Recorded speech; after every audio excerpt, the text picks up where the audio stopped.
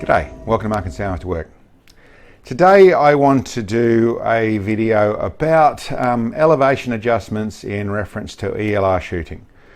Elevation adjustments, and what I mean by that is that for the normal distance and the 100 yards to 1,000 yards sort of stuff, is if you shoot 1 MOA low or 1 mil low and you want to make that correction, then you either adjust your scope or adjust your hold by that one unit, 1 MOA, 1 mil.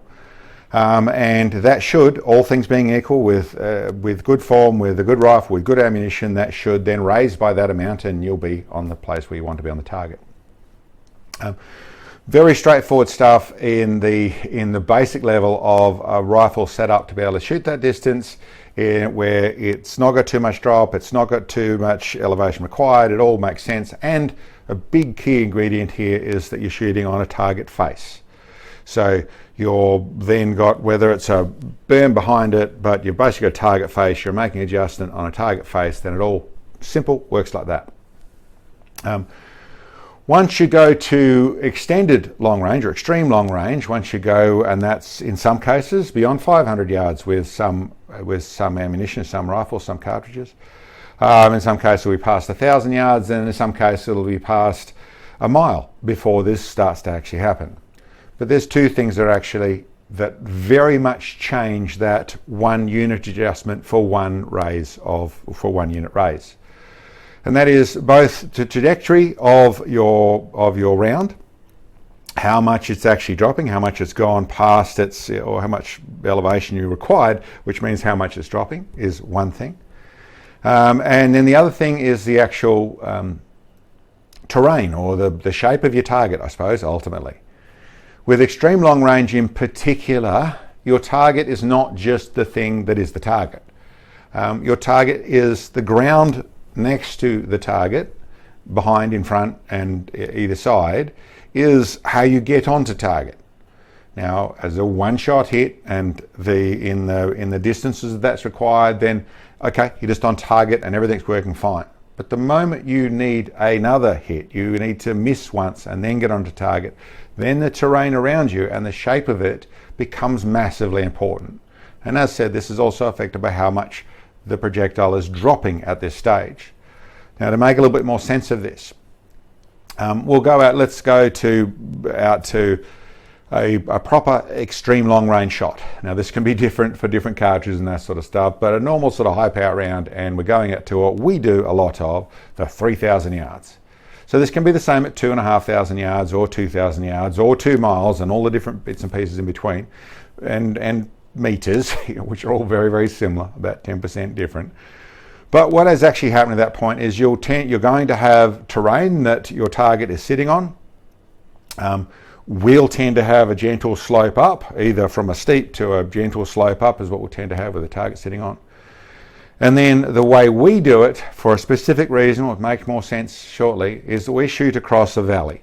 So we have a valley in the middle here. We tend to be a little bit elevated and shooting down onto a gentle slope, but there's also times we do it the other way around. We come from our gentle slope across the valley and shoot onto a bit more of a sharper rise. Now, the higher or low, shooting up or down, really has almost no effect at all until you talk about above 5 degrees of inclination, and because the maths of shortening the shot and that sort of stuff happen beyond that point. But to the larger degree, not a factor you need to be concerned with. What is a factor you need to be concerned with, the reason why you wouldn't shoot on dead flat and you do want to shoot across a valley or from a hill to a flat or from a flat to a hill, is, we'll get back to this, where we normally start the target of this gentle slope behind you and we're shooting from a little bit of an elevated position, is that when you miss, you need to be able to correct to get onto target. And by having that slope behind, you can then see when you shoot high, it doesn't just go over the target and land here so you don't know really it happens. If you think about it on dead flat, and this is all not to scale, but if you've got dead flat, your target's up here, you shoot a little bit high, but the bullet's falling and it lands down here over behind target. Well, from your perspective here, if you've got dead flat ground, that looks like it was low. So it just shot underneath the target. Keep in mind, extreme long range is an extreme long range to see. Your perspective all gets shrunk into one spot. You don't see distance anymore. 3,000 yards and 3,100 yards to your perspective is very, very similar. So the only real difference you get is whether it's high or it's low of target. In front of target, okay, you see the dust in front of target, that's easy. But if it's just simply below and you don't get to see, like this, it can look very similar to have shot just under target and it landed just here, to it shot and landed just here. If your perspective shows that dust spike underneath the target, then you think it's low. The way to fix that, very much so, is you don't shoot on flat ground, you shoot with an angle. So whether it's flat ground and you're shooting down onto it, or it's a angle of like we do, where you've got a slightly sloping up behind here, then you start to get this perspective. And the more you have a slope up behind here, the more the ground slopes up behind the target, the better perspective you get of high and low. But here's the feature of normal long range shooting. Unless you're shooting into a cliff face or a mountain wall where it's very, very sharp, is that because you have this gradual angle, it is then not that simple one unit adjustment.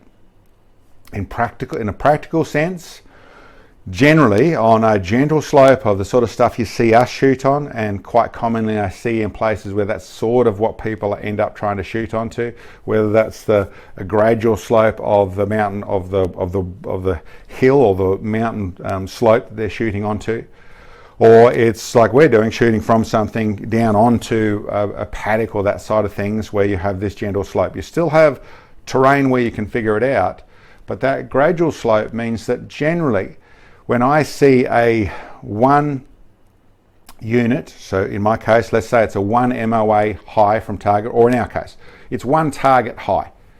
So regardless of the distance or of the size of the target, ours is 24 inch, but let's say it's 1 target high from the target on that gentle slope. I already know that I probably have to come down as much as 3 targets to get it onto target.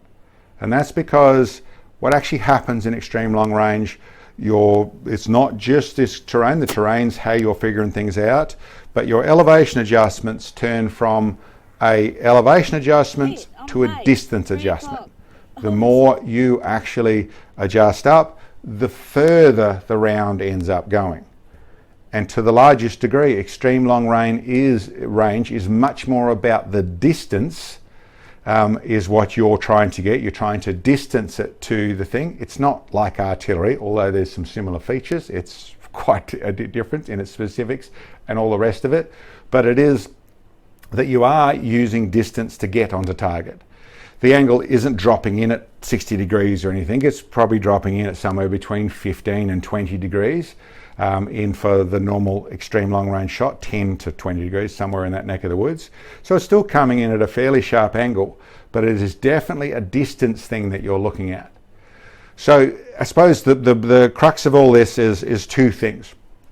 When you are set up, the terrain is very much going to change what your adjustment is. If people are finding that it looks 3 MOA high, but by the time I've adjusted down, I've got to like 12 MOA adjustment, something's wrong with my rifle. No, that's the nature of what ELR shooting is very much like. But the other thing, and probably even more important, is to understand your terrain is so important with trying to pull this stuff off. Dead flat has no negatives whatsoever in the actual round doing the job and the trajectory. There's no negatives or positives, but it's very simple to do on that side of things. But dead flat is nearly impossible to work out whether you've just shot high, low, or where it actually is, because you don't get any perspective as to where it actually went. You don't get to see what actually happened in how high it was, because it can be, and we've certainly been there before, in the very early days of figuring this out, how important that terrain was, what you're actually looking for.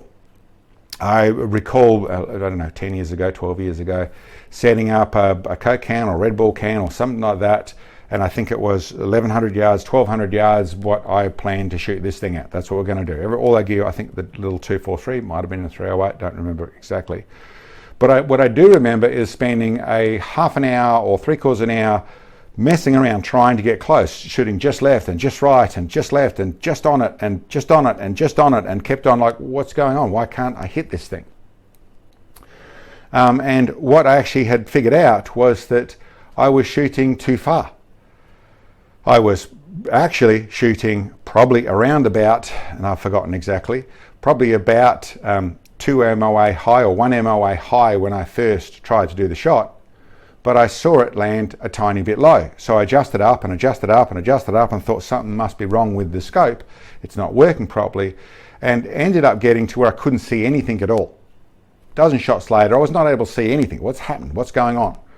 So I dialed back to my original data, and then I dialed back down another 3 MOA below that, and it landed short of the target. And I could see it landed in front of the target. And all of a sudden, the light bulb went on, and realised what had actually happened is that I'd set it up to where the coke can was set up. We had a nice little slope of ground, and it was set up on the top of the slope of ground. And then behind the ground, it went dead flat for about 500 metres, flat straight behind, and then it dropped off. And what I'd actually had been doing was adjusting up and just shooting further and further and further and further and further and further out the flat piece of ground where we could see it, where it looked like it was just missing, just underneath the target, until it fell off the end, and then we couldn't see the spikes over the other side.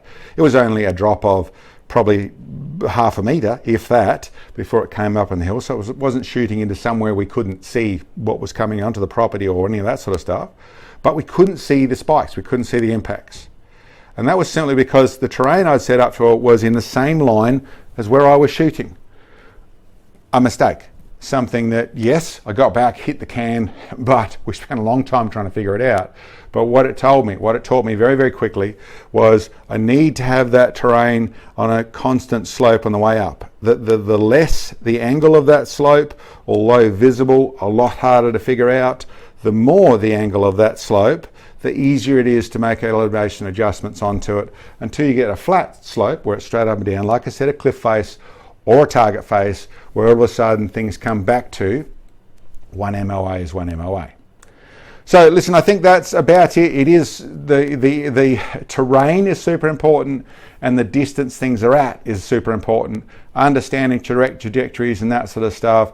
But I suppose the main 2 points I would say is that the shape of your terrain is very, very important, and having those angles, whether it's shooting up into a hill or so you've got this V you're shooting across, we get it in that, or it's shooting down onto what we do, more of a gentle slope from a little bit of a rise. But very important to have that angle, but also to understand how that angle impacts your adjustments.